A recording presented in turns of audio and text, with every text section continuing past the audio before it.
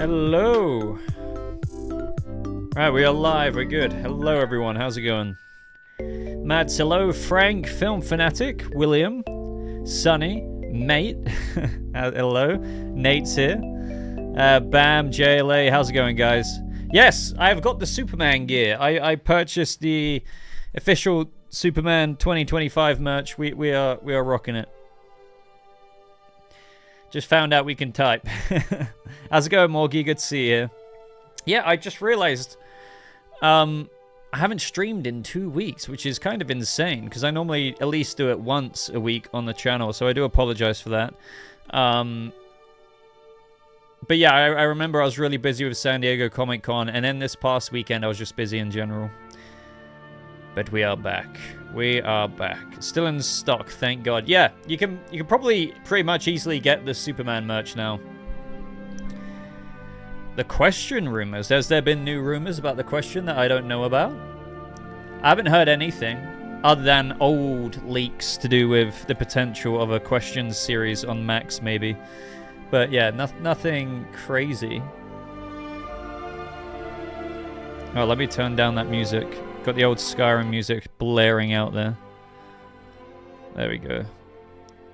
Look at the drip. Yes, we are supporting the Superman merch. Where'd you get the merch? On the DC shop. You can just type in Warner Brothers DC shop on Google and you should be able to find it. But yes, we've got the hat. We are repping the new logo on the hat and the shirt. How much is it? You can go find out for yourself. I can't remember. Not like, well, it is kind of steep. It's like £25 for a shirt. Similar for the hat as well. Right. Everyone's talking about the Superman merch. Yeah, I think you can get the Superman merch, or at least the T-shirt on Amazon. Maybe.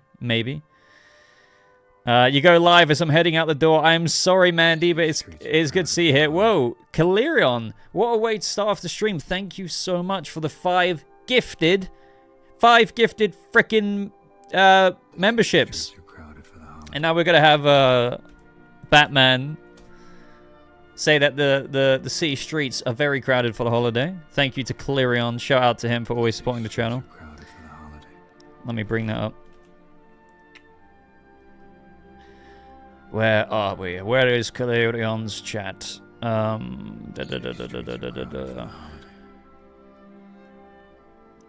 it going, Richard? Good to see you here, man. Anyway, how has everyone been over the past couple of weeks? How did you find Comic-Con? Because, again, I guess I haven't streamed to talk about it outside of my videos. So we can kind of talk about anything and everything as we always do here. But again, massive shout out to Clarion there in the corner for the 5 gifted. And William O'Brien got membership. Lobo.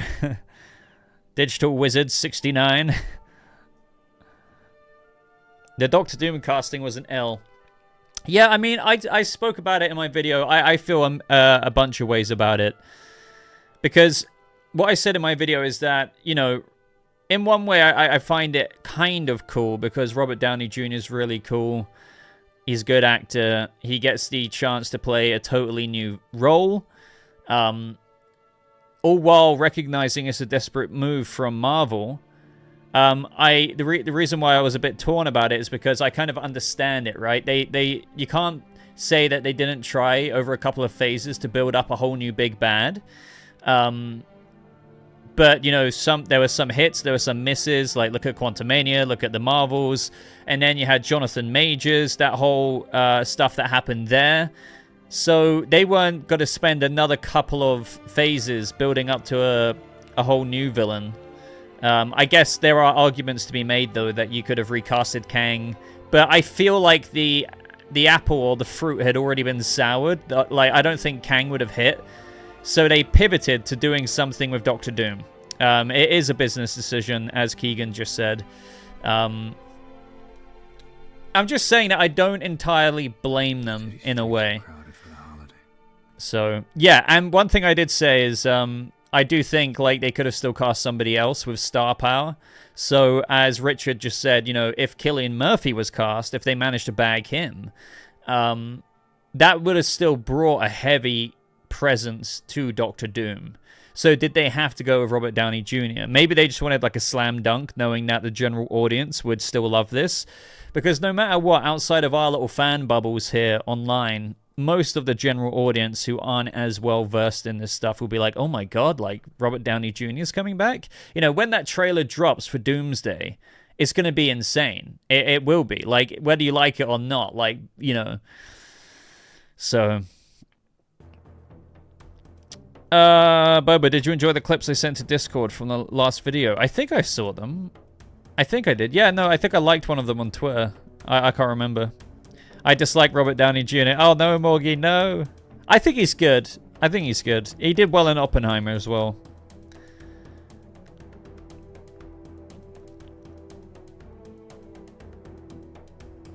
I'm withholding judgment until I see the story they want to tell. Fair enough.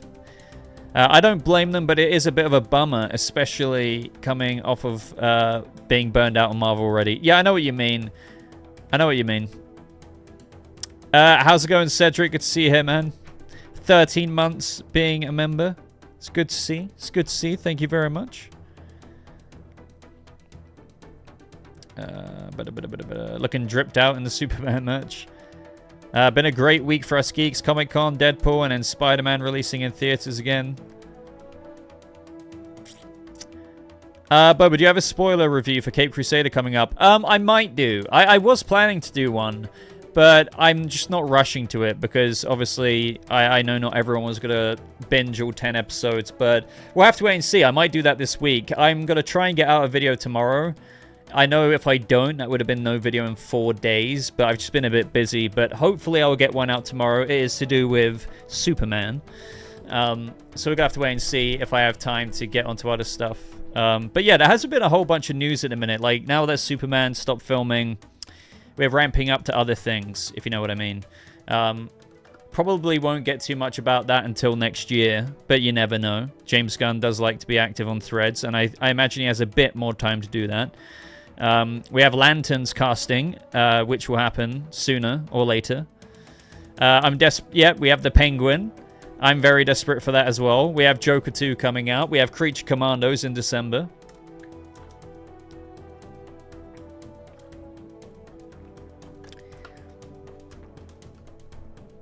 Will Robert Downey Jr. return in Fantastic Four affects Superman? Oh, right. I don't know if, like... It is a fascinating thing that they want to release Fantastic Four. Like, what you have to understand is Fantastic Four and Superman release at the same time.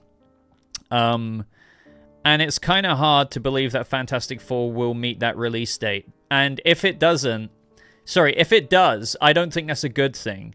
And that, I'm not saying that as, like, a biased Superman fan. I just mean that, for example, Superman... wrapped filming recently, right? It literally wrapped filming recently. But Fantastic Four has only just started shooting, like, the other day. Yes, they showed that test footage at Comic-Con, but that wasn't, like, actual filming. They've only just started shooting. So they're going to shoot for, like, a good few months, like, maybe 2 or 3, depends how rushed Marvel do things, because that's the thing. Like, this is what I'm getting into. The MCU does rush quite a few things. And then they're meant to do post-production all by the time of July of 2025. Now, the reason why this is a bit alarming and I want Fantastic Four to be good is because Superman's been filming since February and they've still got a year of post-production to do, just under a year.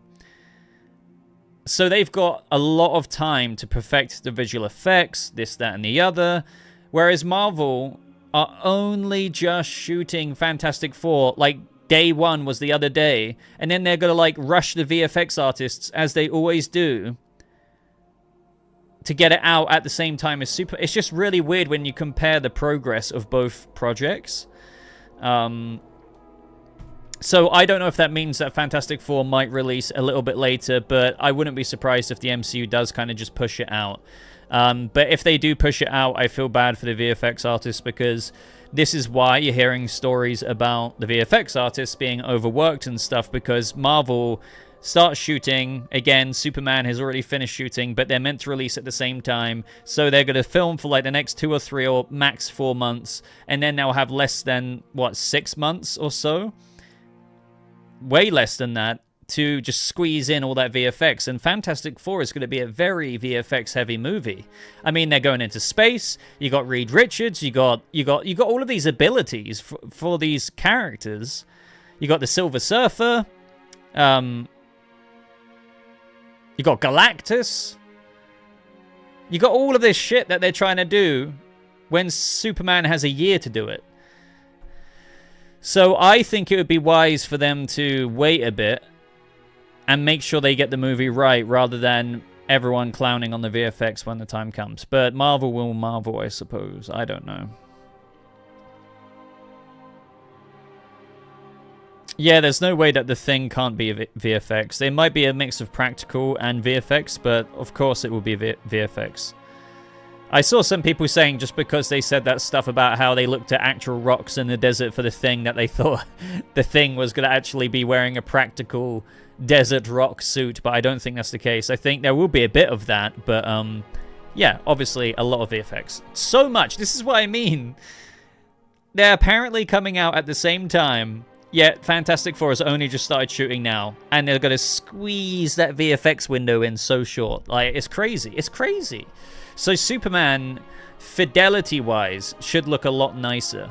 Like, it should be really crisp, pristine effects. And if it isn't, it doesn't really have an excuse. Because it's had... By the time it releases, it would have a lot of time to perfect everything. It will not... Yeah, so yeah, it will 90% release in July. Again, I just divert back to what I said before and how it wouldn't surprise me if Marvel would just go like, yeah, we're going to put it out anyway.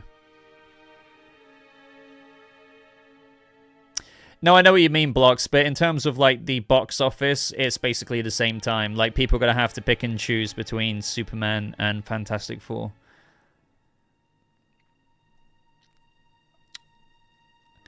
Do I think that Supergirl or Kara will have a symbol like Corin Sweat or the normal S? I think, like, it should be this, because, you know, if this is the House of L symbol... I have talked about this before, and she could change it if she wants to, I suppose. Like, I can't deny that. But you shouldn't... It's like, imagine if you have a family coat of arms or something, and you just changed it. Like, I don't think you would. So, like, I think they could change how big or small it is, but it should be the same logo. Maybe they stylize it a little bit differently, but it should still be the Kingdom Come logo. For example, it could be like the Kingdom Come logo with, like, no yellow. So it could just be, you know, like how CW Supergirl had the red, but then it had the blue undersuit. They could do things like that, but I still think that Kara should be wearing the Kingdom Come logo, even if they change a little bit up. Not with the design, but, like, not the crest, but the design can change a little bit.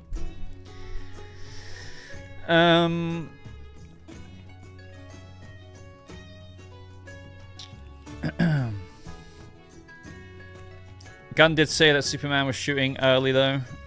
How do you mean?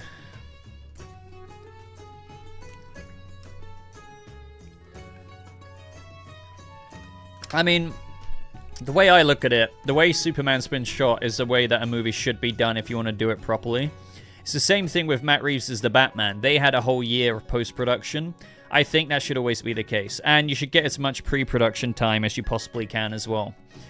That's why, you know, in today's day and age, a lot of movies are lacking in quality or have rushed scripts or this, that, and the other shoddy VFX because you don't get enough pre-production time, you don't get enough post-production time.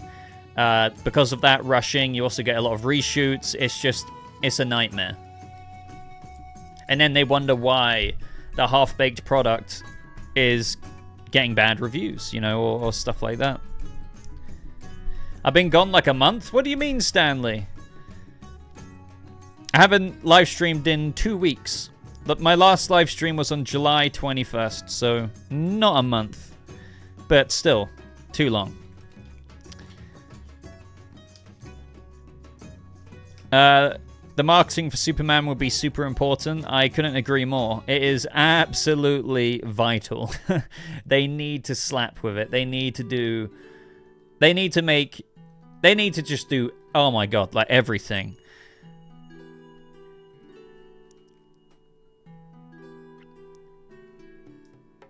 Hi, Boba. For Avengers characters, who would you love to see interact who's never met? For me, Spider-Man, Doctor Strange, and Cat Falcon meeting Fantastic Four. I don't know. I'm going to have to think about that one. They need to make it an event. Well, I always just think of the Batman's marketing. Obviously, Superman can't copy that exactly, but I know I sound kind of biased here, but I think a lot of people in the chat would agree that the Batman's marketing was so good. You know, you had the Rattlada website as well. That was so cool. I feel like the trailers were just so good as well.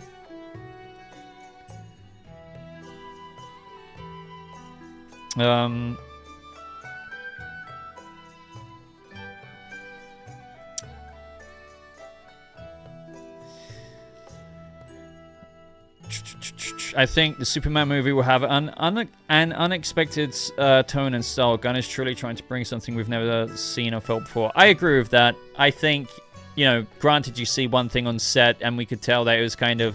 It's had a somewhat retro-futuristic vibe of fashion in Metropolis and store windows and things like that. But once it's in, you know, VFX and you have backdrops of the city added and all things like that, you know, with the wide shots of Metropolis, I think the stuff that they're going to do is hopefully so... Well, I mean, as Gunn said himself, it's an aesthetic that that's never existed before. Like, that's quite a bold claim, you know? So, Film Fanatic says, my most anticipated DC project. So, for me, outside of Superman, because, you know, we're in that hype train, aren't we? So, it's hard for me to not put that at number one for now. Like, this is a list. This is a question and where my answer will change over time. But outside of Superman, it's Lanterns. Easy, smack down on the table answer there. Lanterns, absolutely. You would think on this channel, of course, oh, how is it not Batman? Well, it's just, you know, I love Batman. He's my favorite character. But for now, absolutely not. You know, my top three is probably Superman, Lanterns. I mean, I want to say Swamp Thing, but that's just so far away. So maybe Brave and the Bold after that. Brave and the Bold will be at rank 3 for me. A couple of years, obviously, once Lanterns is out, my list and answers will change. And then, several years from now, we can rank the movies, my favorite DCU movies. That's going to be nuts. Like a video 5 years from now, when Superman is out, and I'll rank like DCU projects, not just movies, but I'll have to rank Peacemaker Season 2, Superman, Waller, Lanterns, Brave and the Bold, Supergirl, and whatever else will be out. Yeah, I hope The Authority is out by then. The Authority could be like... I think The Authority is going to be like somewhat R-rated. You know how the Suicide Squad didn't shy away from a mature rating? I think they're going to do that.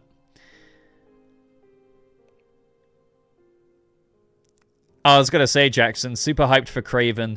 This is the thing. I don't want to go into it with bad faith, but I think the Sony Spider-Verse thing that they're kind of trying to do, whatever you want to call it, when you have repeated examples of just complete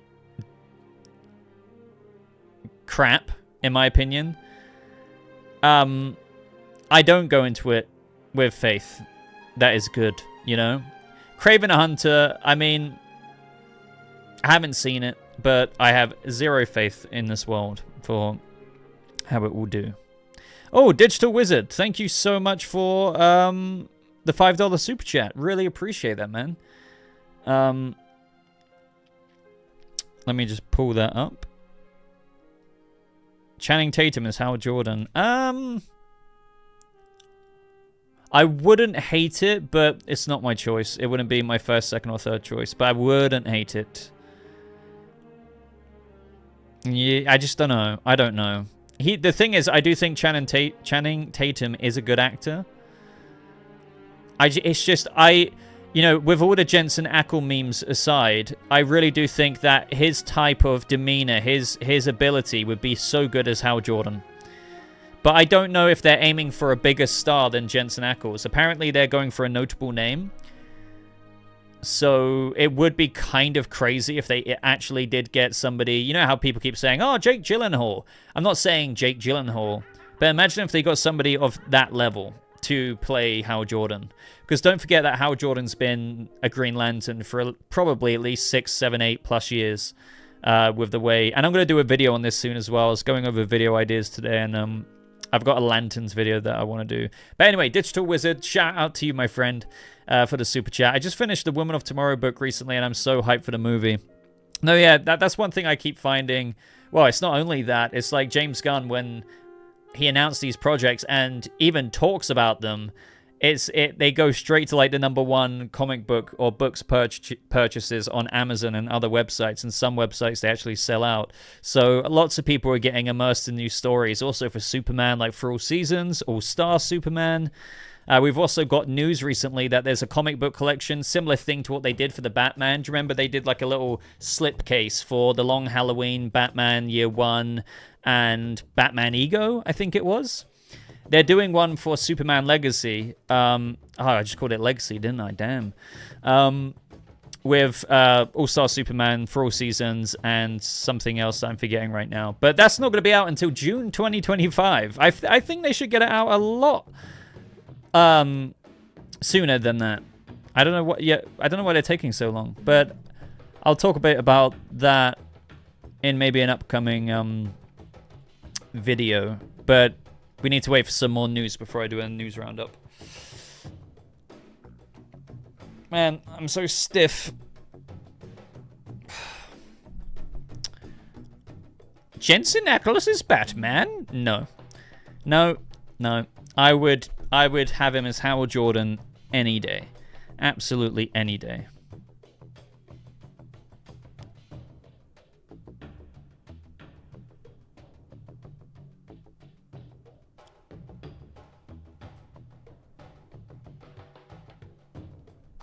Did you watch the Penguin Comic Con? I did watch the Penguin Comic Con panel, I assume is what you're talking about.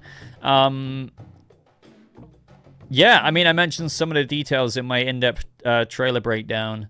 I was thinking, and I'm considering doing a panel breakdown, but honestly, there wasn't too much said in the panel itself, but I could watch it and go through it again and triple check that there's nothing too crazy that I haven't missed out on.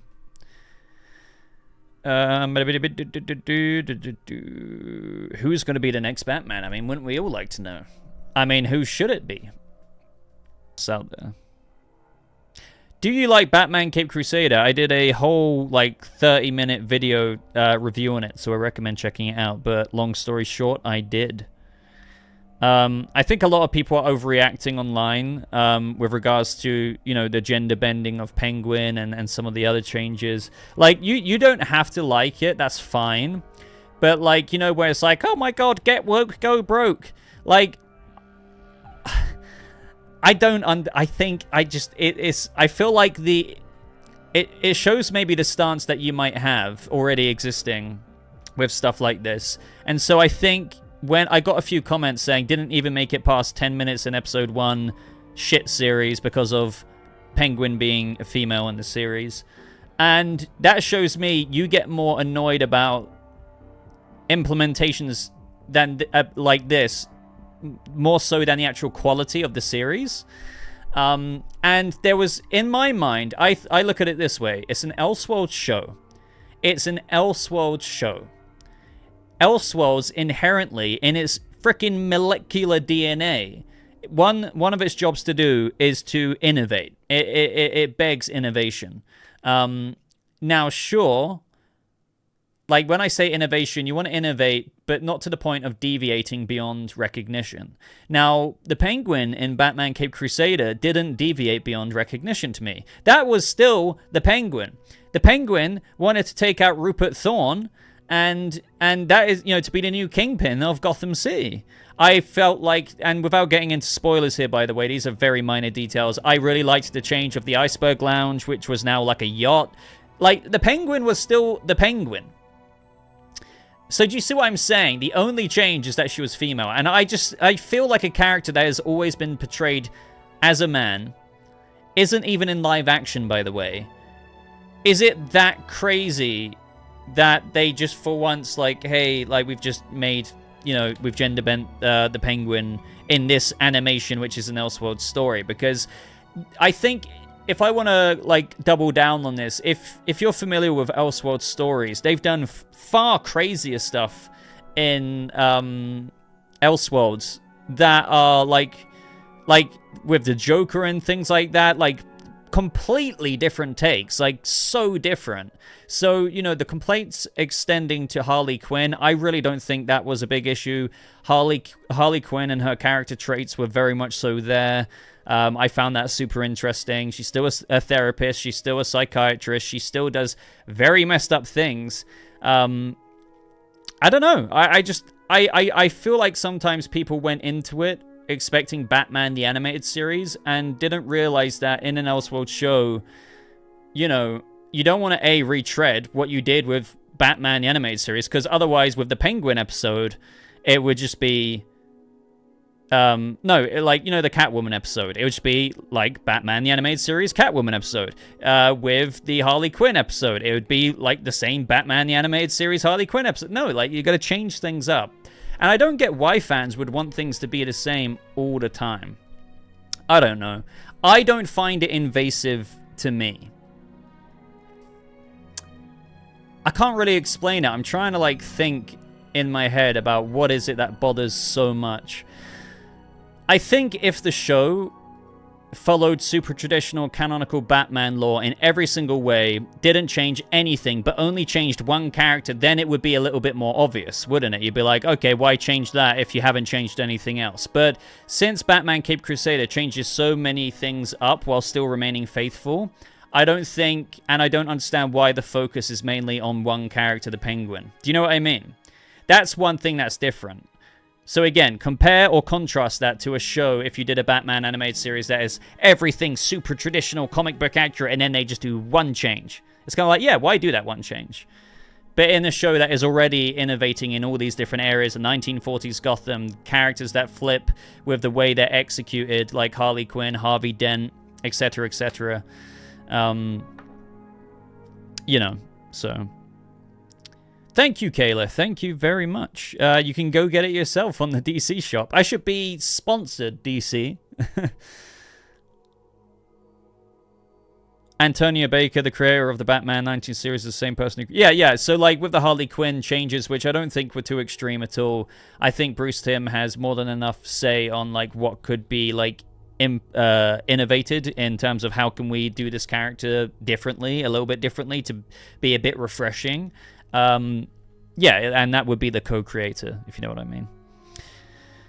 No worries, Brutal. I don't even know if you're here to hear what I just said, but hey guys, I can't join the stream. No worries, man. Hope you're doing well as well, Brutal.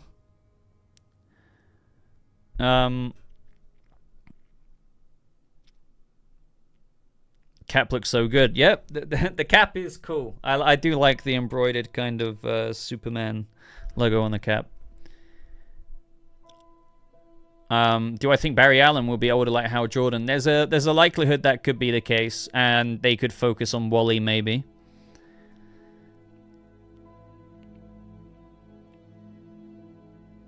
I know what you mean, Morgie. That's quite a traditional argument I see out there for situations like this. You know, I prefer they bring in one of the female characters instead of gender bending. And I do get what people say there. You know, you can do or bring in more characters or make a new character. But I think the point is with Penguin, you know, a character that's always had this, you know, not the exact same iteration, but always a male. They were just like, hey, you know, we're doing lots of different things in this show. Hey, what would it be like if we did the Penguin very accurate in all the ways that makes the Penguin, just gender bending? I would have an issue with it if they did that to the whole cast, or maybe that's a bit exaggerative to say, but even like 3 or 4 different characters, it'd be like, yeah, why? But a one-off in animation, and that's not even in live action, to me personally doesn't feel alienating. So I don't mind on a one-off, but yes, they can also bring in more female characters if they want to do more female characters, right?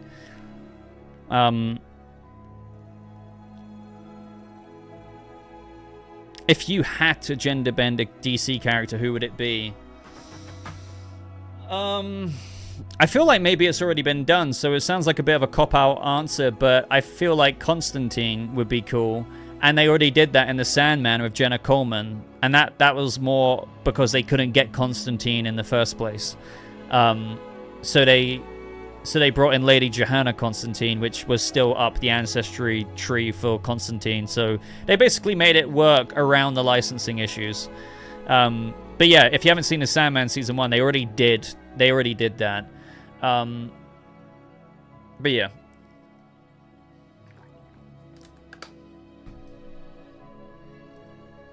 Yusuf, I think people already do appreciate the Superman suit, but yeah, they'll appreciate it more when you get official marketing and posters and things like that.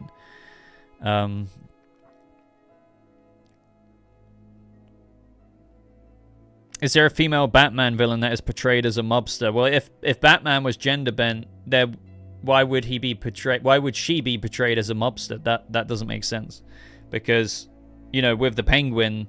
Yes, they gender bent her on Cape Crusader, but they didn't change any characteristics whatsoever, other than actually make her a parent.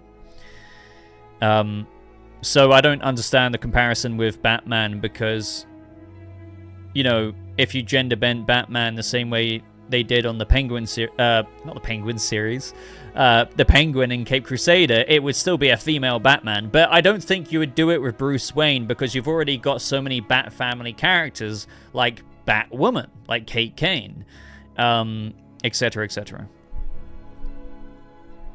They should gender bend Robin. They could do, but we've already got other, like Stephanie Brown. We've got, Carrie Kelly. So the Penguin's quite unique because it's an opportunity to do that in where, there's not really any offshoots. There's not like an Empress Penguin, so to speak, in the comics, or maybe there is and I'm forgetting right now, but do you know what I mean? Like, the Penguin's quite a unique character to do a bold stab at, like, hey, like, what if we kind of did a one-off, like, animated version of the Penguin, but who's female, and Cape Crusader, blah, blah, blah. I don't, like, Alex, did you like Jeffrey Wright as Jim Gordon in the Batman? Because he was race-bent, I don't have any issues with it. Gender bend Chris Pratt. What? Your Superman shirt's on the way? Good. Very good. Bob Cheese. What a name. Bob Cheese. Sophia Falcone. What about Sophia Falcone? Oh, is there a female Batman villain that is portrayed? Oh, so Arkham, sorry, I completely misread your comment earlier. Is there a female Batman villain that is portrayed as a mobster? Yes. Yes, yes. So... yeah, as Antonio just said there, Sophia Falcone's a great example.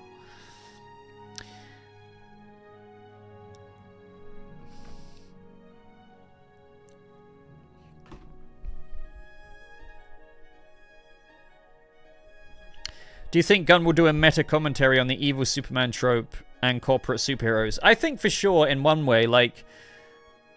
yeah, the corporate side feels like a kind of little commentary that will just be there in of itself. I don't think there's any deliberate angles or focus there, necessarily. I think the evil Superman thing, you could lean into that with the, set photos that we got. With how Lex Luthor is trying to, like, frame Superman and whatnot. I don't know why, like, there's the idea that, there would be, like, a commentary on it, though. I don't know.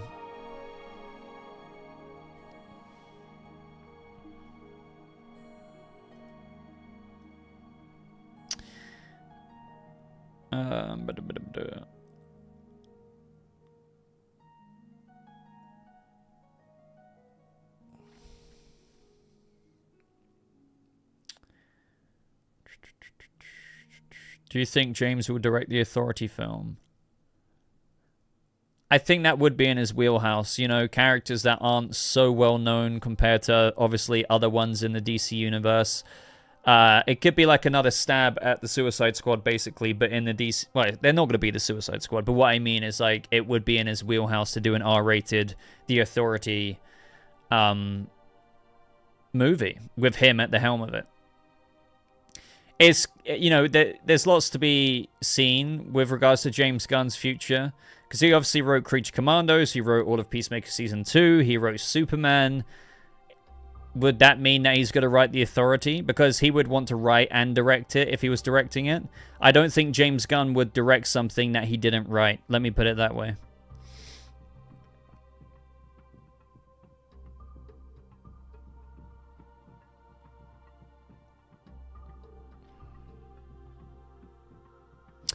What did you think of Cavalrine? I mean, I just found it, I was like, okay, cool.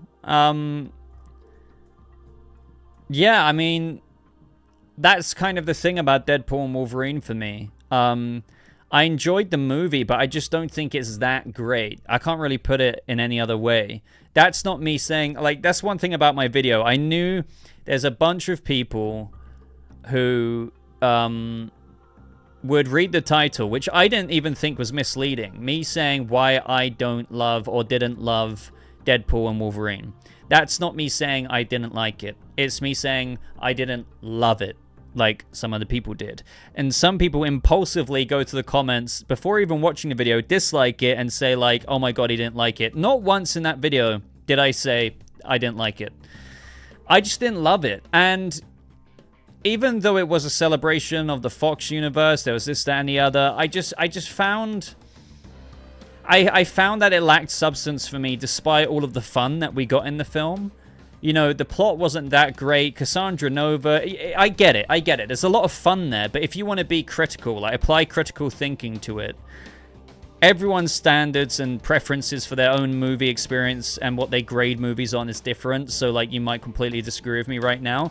Or while I could extract that enjoyment out of it, I just think in today's day and age for comic book movies, despite this being a thing that fans have waited on for so long to see the Wolverine in his mask with Deadpool on screen, which is why I think this is one of the only reasons it's working, by the way, and being so successful, is because that fan service was desired, but also beyond that, I think in today's day and age we need more than this with comic book films. Like, if multiverse movies keep doing this, I don't think they'll be as successful as what we're getting right now with Deadpool and Wolverine and No Way Home.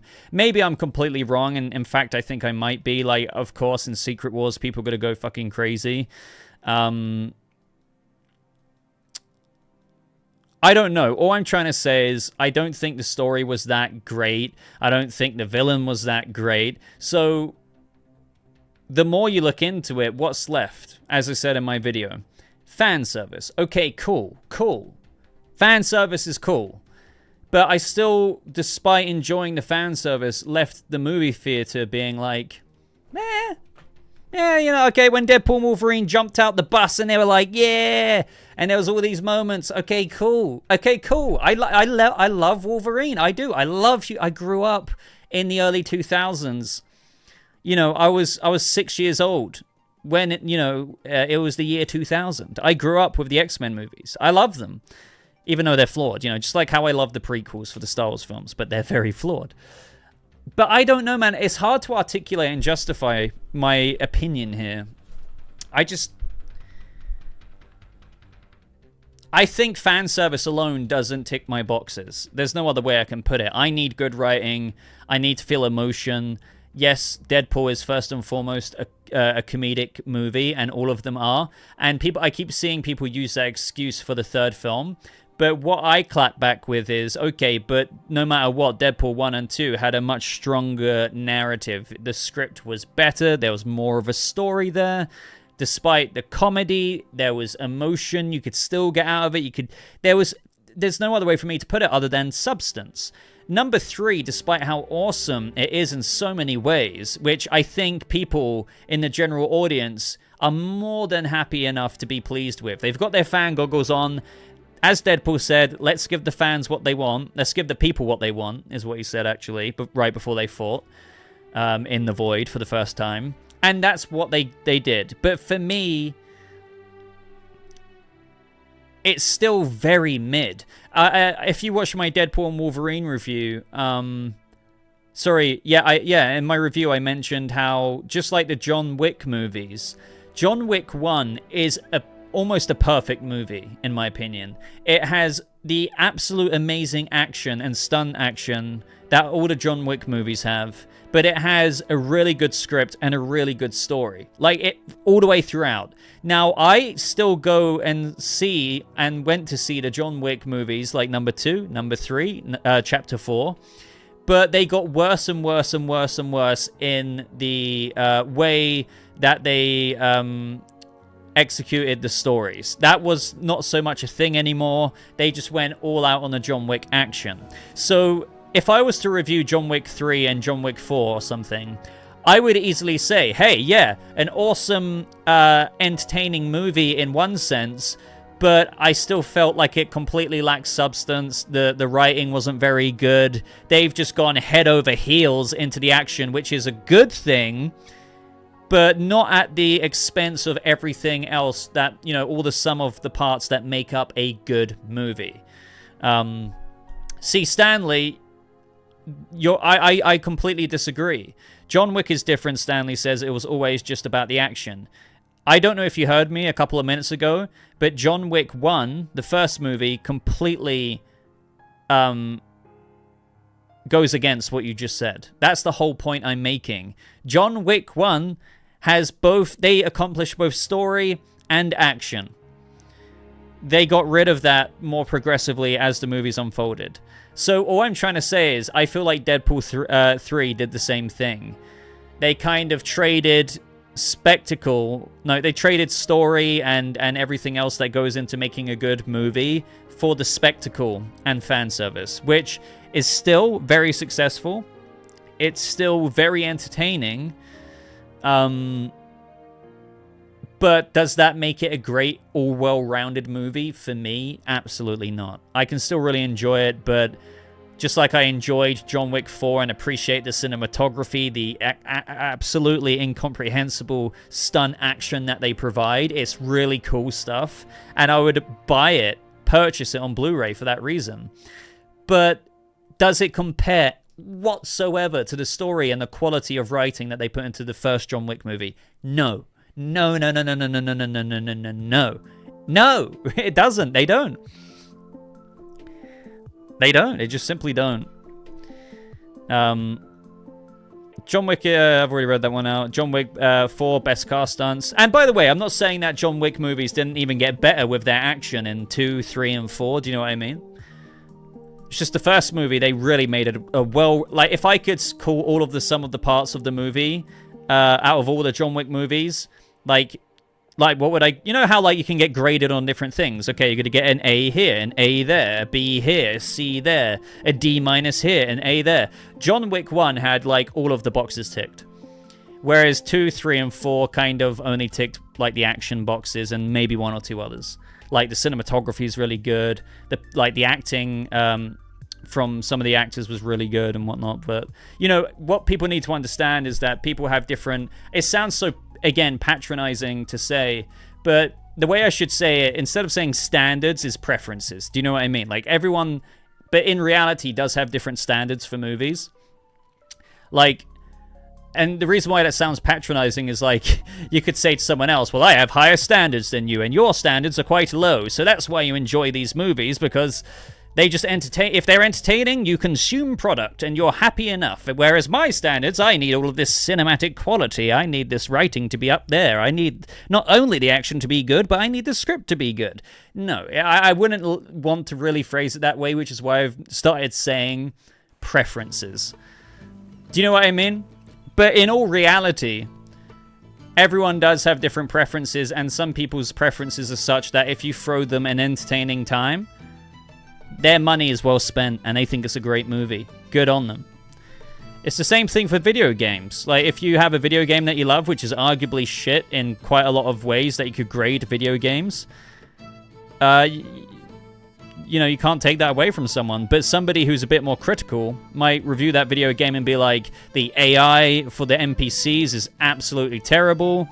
The way they structure the levels in the game is just so convoluted. It's not engaging. Whereas you might get this guy who's playing the game being like, why can't you just have fun? I love this game. Why can't you just have fun? It was an awesome video game. Do you see what I mean? It's the same thing every time in different visual mediums.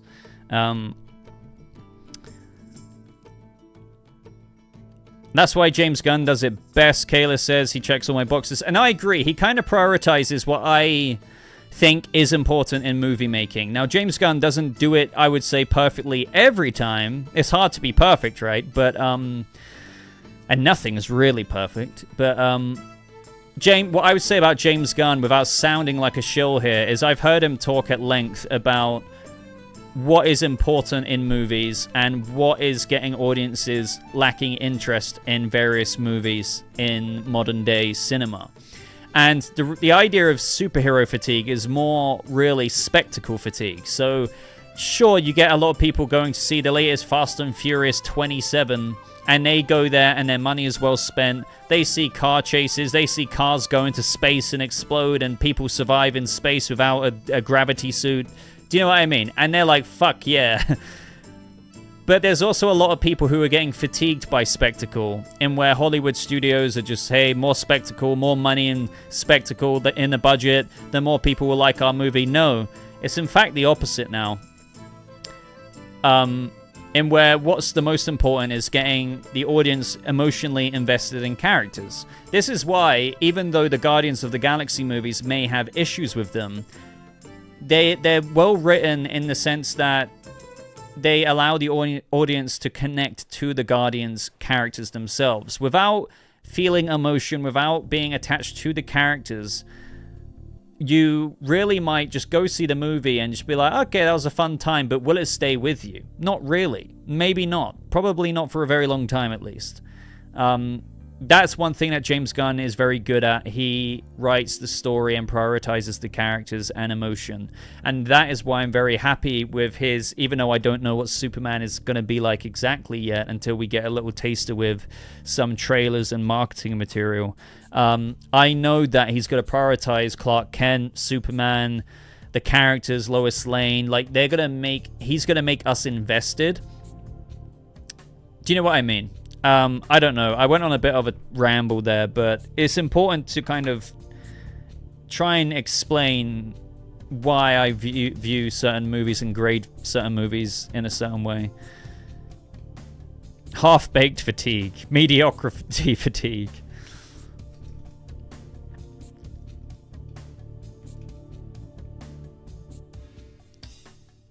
Yeah, Kayla, that's what I mean. Like, everyone...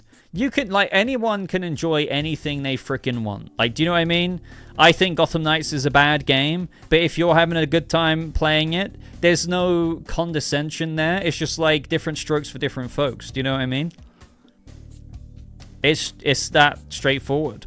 It's just, I think, in communication between fans sometimes, things just go off the radar, like in terms of disrespect and, you know, ostracizing people for different opinions. Sometimes people even get offended if you just say that, hey, I didn't think the movie was as good as you thought it was, and they're like, well, fuck you then, man. Oh, why can't you just have fun? And I've seen that so much on Twitter the past few weeks. Well, the past week or two. It's just, you know, we're humans, man, and humans are flawed. Like, if there's one thing that I'm getting fatigued by, it's just, you know, I don't know how to explain it, just seeing the arseholery in people sometimes. And and just learning to, like, not address it, you know, just learning to kind of, like, see it and be like, you know what? You can't change people's opinions, man, nor should you try to. Because if you do it, you're just wasting your energy, you know? That's why, you know, you do you at the end of the day.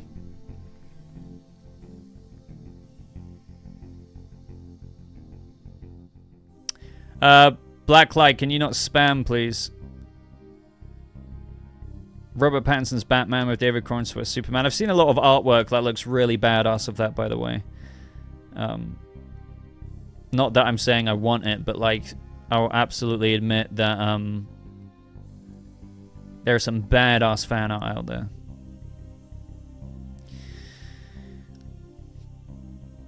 Sarah Benga, I really hope so. I really hope there could be something awesome if there is a post-credit scene going. I think there will be no matter what. Like, as we know from Lauren LaFranc, the showrunner, she said, like, this literally leads directly into the Batman. Directly. So I do think there will be a teaser for what the plot for part 2 is, without giving too much away. Like, beyond that of just having Oz be the new Kingpin, and obviously a big problem for Batman in Gotham City. Beyond that. Kayla, I know what you mean. Ah, speaking of, Kayla, got to run, unfortunately. I need to pick up some groceries, but take care, everyone. No worries, Kayla. I'll speak to you soon, or maybe in the next live stream. There's only three Fast and Furious movies left. Hasn't there been enough? But that's just me. That's me. If it works, it works. Don't. If it ain't broke, don't fix it.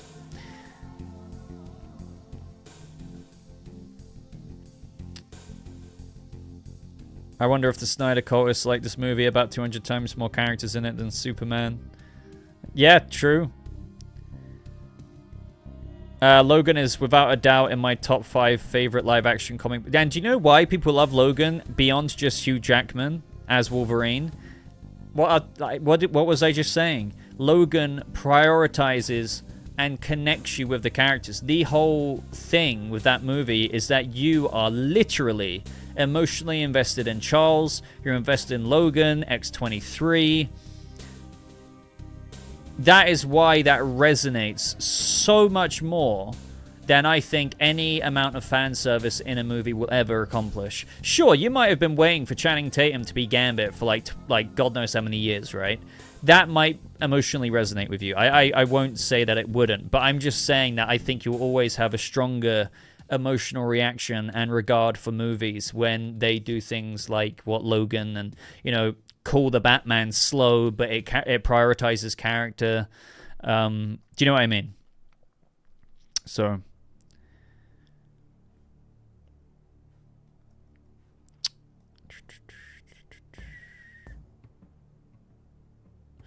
Malin Z says it was kind of shallow. That's what I mean. Like, you can call it different words, shallow, this, that, and the other. I don't know if I'd say shallow, but I just felt like it lacked enough. It lacked substance for me to, like, I didn't care about the characters, unfortunately. You know, the film tried to make me care about Wolverine and Deadpool, but really, despite spending the whole of the second movie setting up Deadpool's girlfriend, you know, recovering and establishing and saving his love by the end of the movie, that wasn't even, like, there was so much just not leaned into. I don't know. I have so many issues with the movie, despite it being an entertaining film. It's truly one of those popcorn movies where you switch your brain off, do not ask questions, and enjoy the ride. Because the more you ask about it, like the anchor thing is, I think, even though it is a thing in the comics, I think they've really just introduced a whole new problem. Like, why is X-23 in the void? Like, did she even, like, that's more of a personal thing for me. I don't know. They don't really explain it. Not that they should really have to, but there's so much, like, why did Wolverine at the end just get out the trunk of the car? Like, you know, I get it. Like, okay, he wanted to fight for, and he wanted to do something and believe. I just feel like it's all so half-baked. And people don't question it because they go out the movie theater seeing Deadpool with his mask, Wolverine with his mask and some other awesome parts of the movie. Do you see what I mean?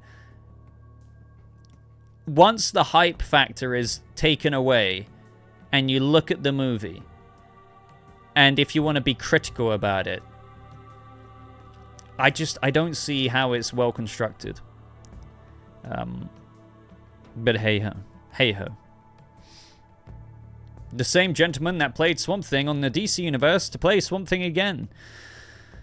I mean, there was two different actors, right? One for Alec Holland, and then there was actually some other guy underneath the suit. I forget his name now.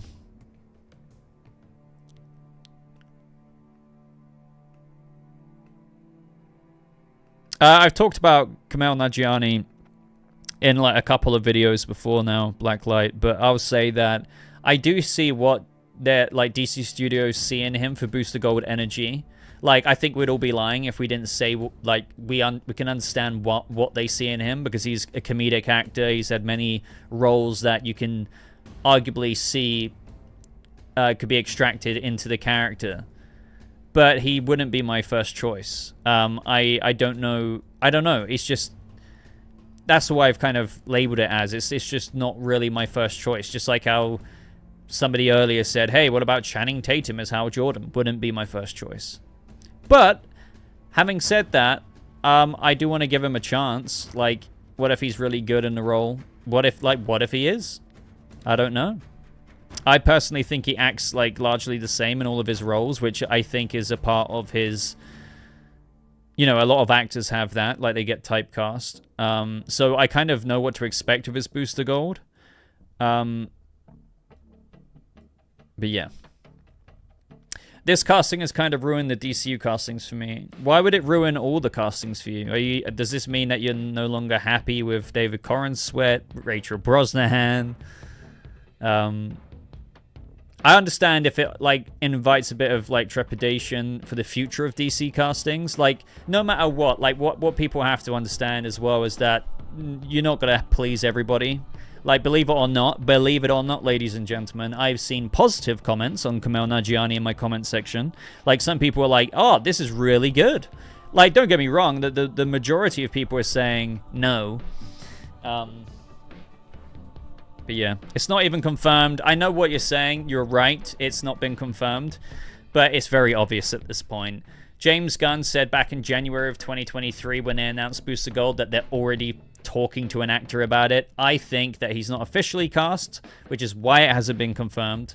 But then recently, you had Sholo Mardueña, who plays Blue Beetle, confirm, on his end at least, that Kumail Nanjiani is playing Booster Gold. I'm telling you, I think it is Kumail Nanjiani. Basically. It's just, they haven't signed the dotted line, so... And maybe they're not ready to officially announce it. How old is Booster? Yeah, some people are saying he's too old. That's like another thing like Guy Gardner that doesn't really bother me, by the way. The reason why is I think Kumail Nanjiani, it doesn't really matter. I think he's like 46. I could be wrong.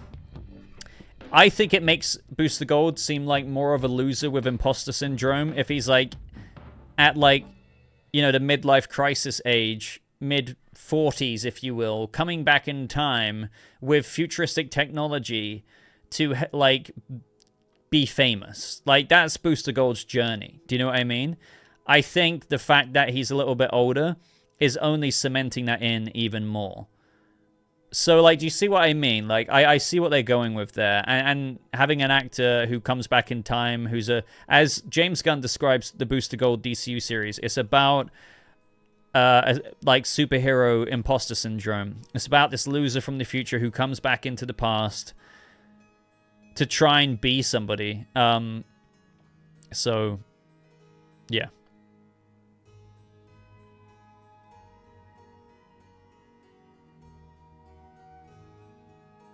Yeah, I'd say Booster Gold, like, to the general audience would be unknown. I agree with that. Yeah,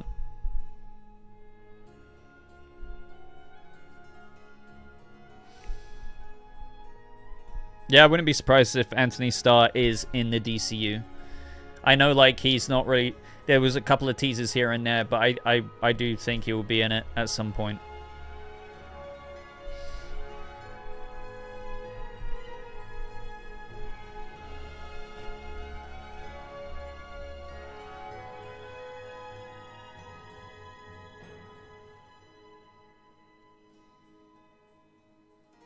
I would have really liked Anthony Starr as Booster Gold as well.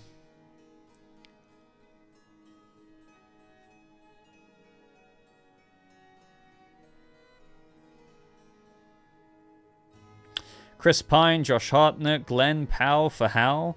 I'd love Jensen Ackles, but I don't see it happening since they announced the Soldier Boy spinoff. I know what you mean. I don't want Chris Pine. I mean, you know what? Chris Pine is a good actor. I wouldn't hate it. Like, they definitely have this kind of weary look that I could, you know... I can imagine Hal Jordan having a bit of, like, a, you know, stubbly beard. He's been a Lantern. Like, Batman's been Batman for 10 years. Like, it's basically been revealed that Hal Jordan is the Green Lantern of reputation. He's the legendary Lantern. And John Stewart is the rookie, right? So...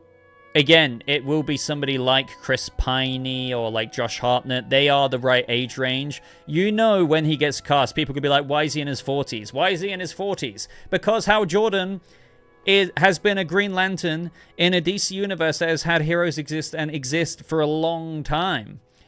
There's not going to be an origin story for every freaking character. I think people really need to like let that one sink in. You don't have to like it, by the way. I think people need to remember that. So like Hal Jordan has already been one of Earth's Green Lantern protectors for a hot minute. And I can't wait, man. Oh man, I can't wait for this show. So yeah, Chris Pine is a really good actor. I don't know if it should be him though. Yeah, Bradley Cooper would be a sick Hal Jordan. I would love that. I would love that. He's quite older, but like again, I would defend that casting choice. I really would.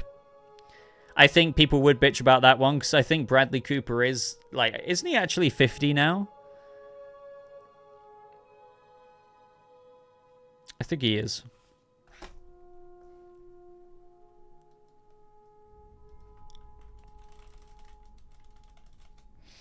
Oh, Jackson, thank you very much for the $2 super chat, my friend. Did you see Longlegs? If so, what are your thoughts? I am sorry to tell you, Jackson, I haven't. I want to see it, but I haven't seen it. My fiance doesn't like horror movies or things like that, so she won't see it with me. So then it's down to if I go see it by myself. And if, like, I'm... You know, it's that kind of feeling where, like, after work, are you just going to be in the mood to, like, sit down or, like, go out? And I just can't be asked to go to the cinema. But I do want to. Like, maybe one of these days I will. Green Arrow not going to be that old. Yeah, that's going to be an interesting character to see if he's already been doing his thing in Star City or not for a few years, or if he could be an Origin. Do you know what I mean? You know, all while there's not going to be a lot of Origins in the DCU from the looks of it, it doesn't mean that there won't be. Like, Booster Gold, I'm pretty certain will be an Origin. Like, I think in Episode 1, we're going to see him go back and maybe steal, like, Rip Hunter's time sphere and go back into the past. But yeah, Green Arrow doesn't have to be a veteran vigilante, even though I think he probably will be a few years into it. I don't know. I don't know about the guy. No, I don't think so. Nino says, what about, what's his name? Chance. The guy who played the Deep from The Boys is Hal Jordan. I don't think I'd like that. Plus, I don't think he's a notable name. Like, we've heard how they're going to try and get some notable name. Not that I'm saying he's not anyone, but I think that they do want to actually get quite a big star for this. When I say a big star, I mean, like, you know, nothing too crazy, but this is an HBO series. Like, think about it. Colin Farrell is a big star. He's done the Penguin series, which has now been, like, ranked up to HBO. So I'm telling you, for a True Detective-inspired series on Lanterns, which is about very, you know, the logline for it was very True Detective. Like, Hal Jordan, legendary Lantern, and newcomer or rookie Jon Stewart investigate a murder in the American heartland. I think they're going to get somebody known in Hollywood to play Hal Jordan. I don't think it'll be like a TV level actor, so to speak. Not that I'm like disrespecting TV actors. You know, a lot of big stars now do TV. Like, and yeah, like Jake Gyllenhaal, I wouldn't rule him out. Like that he's done. Like I most recently watched Is It Presumed Innocent on Apple TV. I really enjoyed that. If you guys have got Apple TV, go check out the 8-episode series of starring Jake Gyllenhaal, Presumed Innocent. A little logline teaser I'd give you is that his character is basically arrested for the murder of one of his... Like, he is arrested for the murder of his colleague. And obviously, it's about that whole process, and it's very dramatic. Some interesting twists and turns. And the story unravels. So, Chris Evans... I don't think he would go from Cap America to Hal Jordan. That would just be strange. I mean, you can't rule it out, but I don't see that happening.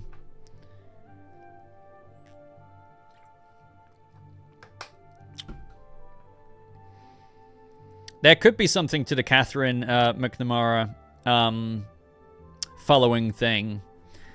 I need to look into that a bit more because I think people lean too much into that. But sometimes when you do see that, like, everyone on the cast is following them, and there was some recent things done, it's like, oh, could she be Cassandra Cain, or I don't know, or Barbara Gordon more accurately, or something in the DCU. I don't know.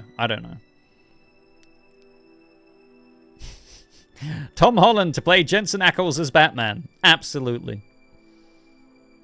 Can you imagine the credits? Tom Holland as Jensen Ackles playing Batman.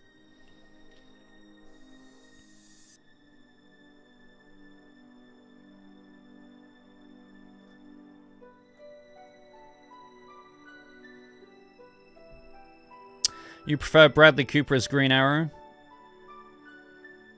I wouldn't hate it. I think people would have issues with the age.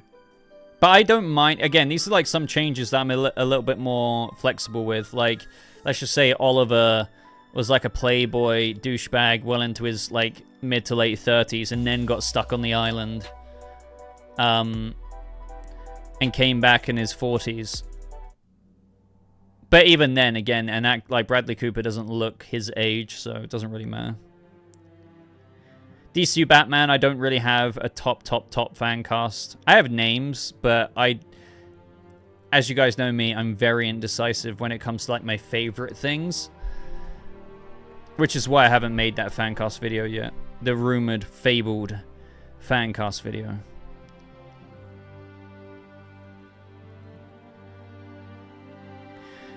So in 2025, we'll get 1 film and 2 TV series. I don't know about that. Like, so Peacemaker Season 2 will be coming out in 2025, undoubtedly. Superman will be coming out. But I don't think Lanterns or Waller would have filmed and been ready for the fall of 2025. Do you know what I mean? So I don't know about that. Like, Lanterns is just starting its casting process recently. Unless they start filming by the fall of this year, it would be a bit hard to get that out by the end of next year. So, do you know what I mean? Like, we're going to have to wait and see.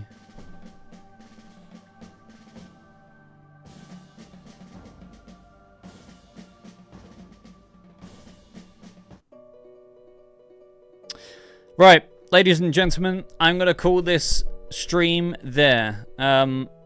So, with that being said... Kamala's Booster Gold. I don't know about, you know, characteristics. No, he's definitely got the characteristics of Booster Gold. Absolutely. Like, he could easily act Booster Gold. I have no doubt, really, about what the character qualities are. Peacemaker will be full 2025. I don't see why it'd be 2026. It's filming right now, like, you know what I mean? Short stream, I don't know, like, we've been going for an hour and 10 minutes, not too bad. But I will be streaming again, don't worry about that. I won't leave it 2 weeks, guys. I will not leave it 2 weeks, like I did recently. But yeah, guys, if you don't already, follow me on Twitter, Instagram, Discord server, which I'll invite you to right now, by the way, if you fancy joining my server with a little nice niche community. Click on that invite. I need to update the one in my video descriptions because that has expired now. Either way, guys, I hope you have a lovely rest of your day. Hopefully a new video tomorrow if I get it up on time. But yeah, stay tuned to the channel and I'll see you guys soon. Goodbye.